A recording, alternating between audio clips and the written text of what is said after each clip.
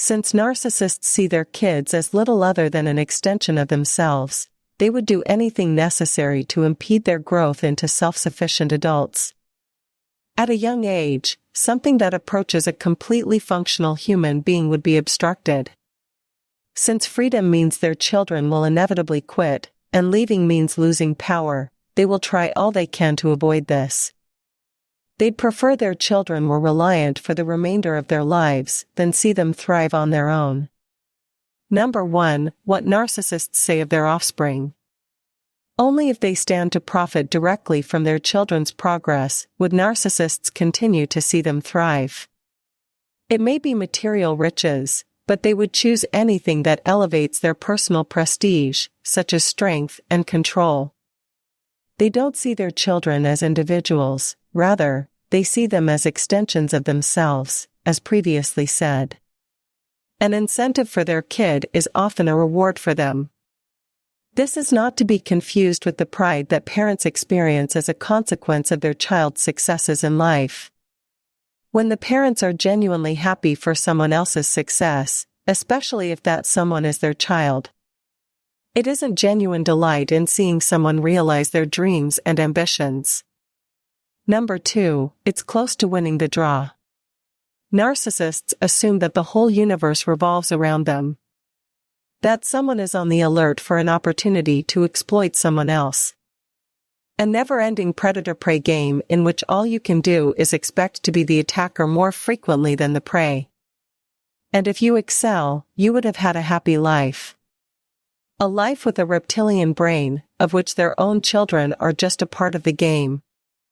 There is no clearer knowledge of what it requires to move over one's existence to another. And they have no idea that their children live on their own. They are unable to link all of their acts to a result due to a lack of empathy. Anything that goes wrong has nothing to do with them. Anything that goes wrong with their life is due to circumstances and other people. Every achievement, whether it comes as a consequence of their decisions or someone else's, such as their child's, is focused solely on their own merits. Number 3, why do they disregard their children's accomplishments? Another choice for parents is to disregard their child's achievement. They would behave as though it never was, particularly if they don't see any value from it. What's in it for me? Since admitting it will imply relinquishing power. They know which buttons to press as the child's parent to keep power.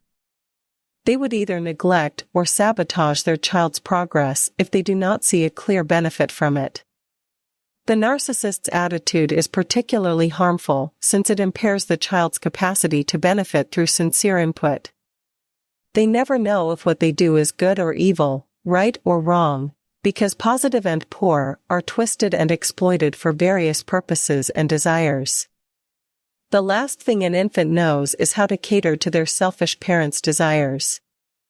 They just don't know how to motivate themselves because of their impaired capacity to benefit from criticism, because all they've ever known is how to cater to everyone else's priorities. This, in fact, increases reliance on the same individuals who caused it. Instead of achieving stability, the now adult infant is stuck in an abusive partnership, which will last long beyond the parents' senior years, if not until their demise. In certain cases, this is unconsciously satisfying the parents' need for lifelong power and reliance. Number 4, how do narcissists keep their children under their control? A narcissistic personality disorder is either untreatable or only partially treatable. As a result, it is the duty of the infant, or later the parent, to live with the consequences of such an upbringing. Only comprehensive learning and rehabilitation will assist us in regaining control of their lives. Number 5, in their children, narcissists have only 2 main interests. Directly by their children's material and emotional dependence, they receive a continuous supply of affection and retain dominance. Directly through their children's progress in adulthood, maintain a center of publicity and improved self-image. Children are seen as things, similar to automobiles and buildings, that do not function as distinct entities. The assumption is as follows: since there will be no you without me, anything you do is a product of me. The children must make an attempt to satisfy their parents, and if they don't, the narcissist would claim, "You don't love me anymore." The infant might be aware of this, whether knowingly or unintentionally, but since he or she is incapacitated, he or she has little idea how to escape the chain of dependence. What selfish parents dread the most is an infant who is completely self-sufficient on all dimensions psychologically, socially, and physically. Number 6. Why do narcissists keep their children under their control? Narcissists have a strong fear of being discarded, and they would go to whatever extent to hold others in their grip. Even their adult children are unaware that anything they do is inspired by a need to please their parents. They strive to measure up to their parents' standards, which are difficult to fulfill by design. Since narcissists demand regular, special care, affirmation, and/or appeasement to feel good about themselves, their children make ideal victims to meet such needs. They have been socialized to rely on their parents on a behavioral, emotional, and physical basis, so any effort to sever this dependence must be punished or sabotaged by different forms of coercion. Since narcissists are totally ignorant of their behavior and deny even the most rudimentary concept of cause and effect, any effort to teach them of the effects of their actions will not only be dismissed, but may also result in a massive narcissistic anger that can include psychological and physical abuse as well as other forms of retaliation. Seeing an infant provides the narcissist with an endless supply of drama from the comfort of their own house. It's the perfect all-in-one option that they secretly crave. A utterly dependent, subordinated human being with little or no expertise that lacks the ability or intelligence to defend themselves against the violence they are subjected to. Part of their tactic is to shatter all clear understanding of truth. Whatever is nice today might be bad tomorrow. None to be clung to or relied upon. They'll try whatever they can to demolish whatever sort of help system the kid has put in place. They will rather risk their child's freedom than see them succeed and integrate in a way, because they are terrified of losing their influence and control. In reality, any difficulties the child is having would be greeted with greater joy than their accomplishments. Some sort of accomplishment could jeopardize their position of power, so they'd rather see their child lose than enjoy a success they can't manage. Even their most severe retaliations for losing attention and power are merely attempts to reclaim energy. It is much more necessary to them to retain leverage than it is to relinquish their primary source of influence.